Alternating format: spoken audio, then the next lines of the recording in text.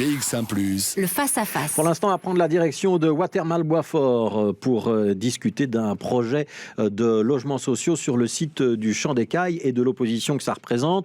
On parlera de Watermal-Boisfort et on élargira un petit peu le débat puisqu'il y a plusieurs projets du même genre qui suscitent à chaque fois le même genre de débat en région bruxelloise. On va en parler avec Colette Berriot qui est porte-parole de la ferme du Champ des Cailles. Champ avec un T dans ce cas-là. C'est l'association qui gère un programme d'agriculture urbaine sur le site. Daphné Godefirnon, qui est directrice opérationnelle du Logis Floréal, c'est la société de logements sociaux, et José Garcia, qui est le secrétaire général du syndicat des locataires. On leur donne la parole dans un instant. On replante quand même le décor pour ceux qui ne seraient pas de Watermal et qui n'auraient jamais entendu parler de ce débat. Arnaud Bruckner. Alors il existe un véritable bras de fer autour de cet espace de Boisfort, aujourd'hui occupé par des espaces d'agriculture urbaine. Bras de fer entre la région qui souhaite y installer des logements face à la pénurie de toits à Bruxelles et surtout de logements sociaux. Et de l'autre côté, les riverains et membres de la SBL qui défendent cet espace en pleine ville. Concrètement, au Champ des Cailles, la région, propriétaire des lieux via la société Le Logis Floréal, veut y construire 70 logements tout en y maintenant des activités d'agriculture, bien que réduites de 25%, laissant 10% de la surface totale au logement et les quelques pourcents restants à l'aménagement des abords. Alors, on va peut-être commencer avec vous, Daphné Godefirnon, pour le Logis Floréal. Qu'est-ce que vous voudriez construire sur ce site? Il y a combien de logements qui sont prévus? Ça occuperait quel pourcentage de la surface? Et est-ce que c'est vraiment incompatible avec le projet d'agriculture urbaine tel qu'il existe aujourd'hui? Bien, bonjour tout d'abord. Alors, la réponse est oui. Nous sommes une société immobilière de service public, de surcroît une société coopérative de locataires. Donc, le Logis Floréal, il faut savoir que c'est le conseil d'administration est constitué de locataires. Et donc, le terrain était acquis à l'époque par la société Le Logis, donc avant la fusion, pour y prévoir justement des constructions de logements. Alors, c'est vrai que ce terrain, il fait partie des réserves foncières de la société qui doit être mobilisé pour répondre à la crise du logement. Alors, vous savez qu'il y a près de 51 000 ménages qui sont actuellement sur la liste d'attente. La moitié de la population bruxelloise est actuellement dans des conditions d'accessibilité au logement social. Et donc, notre réponse est oui, nous devons construire, mais non, nous ne devons pas pour autant mettre en péril les activités qui se tiennent à la ferme du Champ des Cailles actuellement. Ouais. Est-ce que vous êtes un petit peu plus précise sur le projet, le gabarit des immeubles envisagés, le nombre de logements, les mètres carrés? Est-ce que c'est un gros projet ou est-ce que c'est un projet de taille modeste? Alors, c'est un projet qui reste de taille modeste par rapport aux besoins de logement, soyons d'accord, mais c'est justement dans un objectif de conciliation entre les activités qui sont présentes. Le projet prévoit en effet la construction de maximum 70 logements sur 1/10 de la superficie du terrain, ce qui laisse quand même de la place aux activités, puisqu'il y a plus de 22 000 mètres carrés qui seront laissés aux activités de la ferme du Champ des Cailles. De plus, les constructions sont prévues dans un espace qui n'est pas actuellement utilisé pour l'agriculture urbaine. Ouais, et ce sera des immeubles de combien d'étages pour qu'on ait une idée? Alors là, les études de faisabilité sont en cours, puisque justement on essaie de réduire et de minimiser l'impact au sol. Plusieurs possibilités sont à l'heure actuelle à l'étude. L'objectif étant de minimiser l'impact au sol et donc en fonction des différents gabarits, on doit encore déterminer la hauteur des immeubles. Oui, mais c'est quoi? C'est des 2-3 étages, c'est pas des 10 étages, j'imagine. Non, on est bien d'accord. Voilà. Bon, alors, on doit se cadrer dans l'environnement de la cité Jardin. Alors, Colette Berriot, porte-parole du Champ des Cailles, c'est une ASBL qui développe les projets actuels d'agriculture urbaine. Quand j'entends on serait sur 1/10 du terrain, ça veut dire qu'il reste les 9/10 pour vous. Est-ce que c'est un accord envisageable ou est-ce que ça reste compliqué? Et peut-être commencer par nous préciser exactement les activités que vous menez sur ce terrain. Oui, puisque j'entends qu'on parle d'agriculture urbaine, l'agriculture urbaine est assez multifonctionnelle. Donc, il y a aussi de l'élevage, il y a des moutons qui pèsent sur cette parcelle, il y a un potager collectif, il y a un poulailler, il y a un compost, et, et c'est le centre d'énormément d'activités qu'on nomme cohésion sociale. Donc, on travaille beaucoup en collaboration avec le quartier, le CPAS, enfin voilà. Donc c'est un centre très vivant, je dirais. Voilà. Peut-être que je vais encore en dire un peu plus en vous disant que la question est un piège en fait. Alors, pourquoi cette question est un piège? Alors, parce que, avant de vous dire que cette question est un piège, je vais vous dire que la position de la ferme a été très claire à partir du mois de mai. Elle a compris que cette question était un piège et sa position est de dire « nous ne prendrons pas position ». Pourquoi ? D'une part parce que c'est une question qui oppose la lutte contre la pauvreté et le droit de tous à avoir un toit et un logement non seulement convenable mais confortable, à la question de la lutte pour l'environnement et pour une transition énergétique. Et ça, c'est un débat qui est faux, puisqu'on sait bien que quand il y a des catastrophes écologiques, ce sont les pauvres qui en payent les pots cassés. Ouais. Mais Daphné Goffinon, donc ça, j'entends bien votre raisonnement, et vous n'avez pas envie qu'on oppose le droit au logement au droit à l'environnement, pour le dire de manière un petit peu simple. Mais malgré tout, on a un seul terrain là. Est-ce que vous pouvez partager ce terrain? Et est-ce que quand Colette Berriot dit nous on a besoin d'un dixième du terrain et on va laisser le reste, notamment pour le maraîchage, est-ce que ça vous convient ou est-ce que c'est pas possible pour vous? Il faut l'intégralité du terrain. C'est un peu la question que j'ai envie de vous poser. C'est un piège politique, Monsieur Grosfilet. En fait, si on prend parti pour ou contre, on est de toute façon victime d'un bras de fer et on deviendra bouc émissaire des uns ou des autres. Donc, nous avons dit, nous laissons aux responsables politiques le soin de régler cette question, eux qui sont... qui doivent prendre soin du bien commun, bien général, du bien collectif. Alors, voilà. on va donner... Et ce que je voulais dire, c'est que nous sommes pour... Donc, si vous voulez, là, la question du logement, elle est centrale et nous estimons qu'il est tout à fait possible, non seulement sur la région bruxelloise, mais dans la Société de logements sociaux, nous avons proposé des alternatives déjà bétonnées et qui permettaient d'épargner une terre riche, arable. Ça veut dire que vous suggérez qu'on construise ces logements sur d'autres sites et que vous avez repéré d'autres sites pour que tout le monde comprenne bien. Dans les négociations que nous avons eues qui étaient préalables, nous les avons proposées, en effet. Alors, on va juste préciser pour la clarté des débats, d'abord que vous êtes un petit peu à une contre deux, donc ça c'est un petit peu compliqué, on va essayer d'équilibrer les temps de parole. Préciser aussi que le bourgmestre écolo, Olivier Deleuze, a lui pris position en disant qu'on devait protéger les activités du champ d'écailles. C'est ce qui rend un petit peu l'image d'un débat qui serait la région d'un côté qui veut des logements, la commune qui en veut moins. Est-ce que c'est un petit peu simpliste ou est-ce que c'est comme ça que vous lisez la situation? José Garcia, secrétaire général du syndicat des locataires. Vous voulez des logements, hein? Oui, nous on veut du logement et je suis extrêmement dubitatif. J'entends bien que nos amis de la ferme ne veulent pas prendre position, mais bon, on n'est pas en Suisse, donc il faut qu'ils prennent position.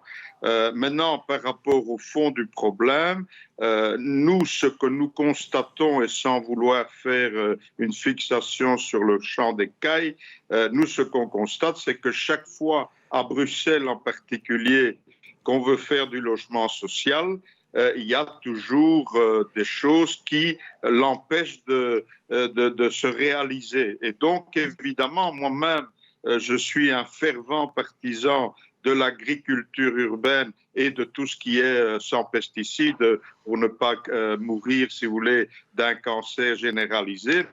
Mais d'un autre côté, et Madame l'a très bien dit, voilà, il faut du logement. Et moi, en tout cas, le dossier que moi j'ai obtenu est relativement clair. Les fonctions primordiales sont maintenues pour l'agriculture biologique, ou en tout cas l'agriculture sur le terrain. Comme vous l'avez très bien souligné, 9/10 du terrain reste à l'agriculture. 1/10 pour le logement. Ce que j'ai l'impression un peu qu'on oublie, c'est que ce terrain, Monsieur Grosfilet, je ne sais pas si vous le savez, mais a été acheté en 1963 par le logis au CPAS de Bruxelles pour faire du logement. 1963. Divers ministres, notamment Doulkeridis, puisque apparemment on voudrait faire croire qu'il y a une opposition écologique. Moi, je n'en vois pas. Doulkeridis avait, avant Frémaux, opté pour la construction de logements. On est passé, tenez-vous bien, Monsieur Grosfilet, de 80 logements à 70 logements, ce qui est misérable par rapport aux besoins. Et aujourd'hui, encore une fois, moi je n'ai rien contre cette ferme, croyez-le, mais moi je ne comprends pas qu'on puisse encore s'opposer, alors que, si vous voulez, dans notre volonté à nous, on aurait plutôt tendance à dire 100% de logements sur les 30 000 mètres carrés. Bon, donc je pense vraiment que les gens qui s'occupent de cette ferme doivent réfléchir et ils ne peuvent pas dire pas dans mon jardin. Et ici, c'est même pas dans mon jardin, c'est pas dans mon camp. Enfin, alors, bref. Ouais, on va donner la parole. Mais pour nous, c'est inadmissible. On va donner la parole à tout le monde. On va peut-être juste élargir un tout petit peu le propos, et puis après, on revient au champ d'écailles. Je voudrais qu'on élargisse le propos, parce que si on a décidé de faire ce débat, Arnaud Bruckner, c'est qu'il est assez exemplaire d'un certain nombre d'autres dossiers qui ont lieu en région bruxelloise, où c'est à chaque fois un petit peu cette opposition, le logement ou l'environnement. Oui, on pense notamment à la friche Josaphat, entre Schaerbeek et Evere, où l'on souhaite construire tout un nouveau quartier, estimé à 1200 logements actuellement, et une série d'autres équipements. Face à eux, le collectif Sauvons la friche Josaphat, qui se bat pour conserver la friche et la biodiversité qu'elle abrite. Autre dossier, c'est celui des Dames Blanches à Woluwe-Saint-Pierre. Là, un accord a été trouvé il y a quelques semaines pour développer ce nouveau quartier de 200 logements, lisière de la forêt de Soigne, en y conservant des espaces verts, même si l'accord n'a pas fait la joie des riverains et de l'opposition. Alors, je redonne la parole à Colette Berriot. Est-ce que vous ne manquez pas un petit peu d'ambition ? Parce que si j'écoute bien José Garcia, vous avez quand même réduit fortement vos prétentions à la baisse en matière de logement. Et il y aurait de la demande pour beaucoup plus que ce que vous prévoyez. Excusez-moi, vous adressez la parole à Colette Berriot ou à Daphné Gauthier-Non Pardon, à Daphné Gauthier-Non, pardon, excusez-moi. Oui. Vu la question, voilà. Alors, moi j'ai entendu parler d'un bien commun, mais avant un bien commun, je voudrais quand même repréciser que c'est un bien qui appartient à une société coopérative de locataires, et dans cet objectif-là, il doit être affecté à son objet social. Alors que ce soit la construction de logements ou des activités qui sont pour et par les locataires de la coopérative. Donc justement, le protocole d'accord qu'on a signé avec la région permet justement de recadrer un petit peu ces balises. À l'heure actuelle, on sait qu'il y a une certaine participation des locataires, mais elle reste très, très ténue, je pense, dans la dynamique citoyenne qui s'y tient. Ça, c'est une première chose. Et nous pensons également, en tant que société de logements sociaux, que ce terrain et les activités qui s'y développent seront vraiment l'occasion de mener un projet pilote en termes tant d'agriculture urbaine que de développement de logements sociaux, puisque c'est vrai que les deux crises, à l'heure actuelle, on est confronté à deux crises qui sont très importantes, et que pour nous, c'est vraiment la cohabitation de ces deux activités nous permettrait de développer un projet pilote qui peut être transposable dans d'autres environnements. Daphné Gauthier-Non, on en est où précisément du dossier en termes administratifs, juridiques ? Il y a encore beaucoup de chemin avant qu'on puisse éventuellement poser la première pierre ou pas ? Écoutez, donc le protocole d'accord a été signé avec la région pour baliser donc le cadre du projet. Ce protocole a d'ailleurs été accepté à l'unanimité par le conseil d'administration de la SLRB. Maintenant, le processus suit son cours avec, dans les prochains mois, la désignation d'un auteur de projet qui sera amené à étudier donc le projet. Vous espérez une première pierre pour quelle échéance ? Écoutez, on est en marché public, donc c'est toujours un peu plus long. On pourrait viser 4-5 ans. Dans 4-5 ans, la première pierre, ça veut dire dans 7-8 ans, les immeubles, les appartements que les surportent. Non, la réception, alors ça sera du préfabriqué, justement pour maintenir les activités de la ferme, donc c'est du préfabriqué, donc les constructions peuvent aller un petit peu plus rapidement que quand même 4 ans, ça me paraît fort long. Ouais. Colette Berriot, la ferme du Champ d'Écailles, est-ce qu'elle va tout faire pour s'opposer à ce projet ou est-ce que, puisque vous nous dites que vous ne prenez pas position, vous allez accepter les décisions du propriétaire du terrain et de la région bruxelloise ? Nous avons lancé la question aux politiques au pluriel et nous attendons leur réponse. Ça, c'est la position de la ferme. Par ailleurs, moi, nous rêverions que nous soyons tous unis parce que qui est le principal adversaire? C'est ceux qui créent de la pauvreté et le manque de logement. Parce que c'est quand même le prix de l'immobilier est quand même criant à Bruxelles. Il y a des logements vides, on pourrait limiter les loyers, obliger les propriétaires à occuper les logements vides. Vous savez très bien, il y a, je pense, 6-7 millions de mètres carrés vides qu'on peut réhabiliter et on loge tous les Bruxellois. Voilà. Colette Barriot, je vous renvoie quand même l'argument de José Garcia tout à l'heure. Est-ce que c'est pas un peu ce qu'on appelle une NIMBY en anglais, hein, donc jamais dans ma cour, jamais dans mon jardin? Est-ce que c'est pas ça que vous êtes en train de nous dire? Il y a des logements possibles, mais s'il vous plaît, faites-le ailleurs parce que moi, je veux garder mon champ. Non, pas du tout, parce que voilà, c'est vraiment, nous avions entamé les tables de discussion avec voilà, tout à fait naïf en disant mais on va bien voir ce qui va se passer. Et c'est vraiment confronté à cette... le dossier est politisé et les dés sont pipés. Donc nous, je vous assure que on est piégé là-dedans. Donc non, on ne dit pas. Et l'affaire n'a jamais dit nous ne voulons pas de construction sur le champ. Nous n'avons jamais dit ça. Alors, il est vrai que nous sommes tellement soutenus. Vous savez, avec la COP26, les gens sont désespérés et donc ils se précipitent sur des projets porteurs et visionnaires comme le nôtre. Mais ces projets visionnaires, où voulez-vous qu'ils prennent place? Ils prennent tous place là, un peu dans les anfractuosités de la légalité, puisqu'il n'y a pas de place pour eux. Donc, voilà, je comprends l'embarras de la société de logement social. Ouais. Est-ce que malgré tout, sur le fond, j'aimerais bien avoir une réponse à cette question-là. Est-ce que les deux objectifs sont incompatibles? Est-ce que vous ne pourriez pas continuer votre activité malgré la construction de ces 70 logements? 70 logements sur 30 000 m², c'est quand même pas beaucoup. Attendez, je pourrais renvoyer la balle sur l'ensemble des logements qui sont à créer et possibles. Je dis à créer. Nous pensons qu'il y a moyen de créer du logement social sans bétonner des terres et sans les construire. Voilà. Si je puis me permettre, la solution qui est proposée ici est une des solutions qui est mise en place pour répondre à la crise du logement. Il y a énormément d'autres possibilités qui sont à l'heure actuelle actuellement ouvertes. Je pense notamment à la socialisation des logements publics, etc. Donc, ce n'est pas la seule solution, mais il faut trouver toutes les solutions possibles pour résoudre cette crise du logement. Alors là, on a compris qu'il y avait une opposition entre effectivement le souhait de garder le plus de terres vierges possible sans les construire, sans les bétonner. Ça, c'est l'argument de Colette Barriot. Et puis, donc, le souhait de pouvoir construire ces 70... De concilier les deux projets. Et l'argument de Daphné de Confirno, c'est d'essayer de concilier deux projets. On va terminer avec José Garcia, parce que 70 logements sur le champ des cailles, vous êtes d'accord avec moi, José Garcia, c'est pas ça qui va changer la face du logement en région bruxelloise.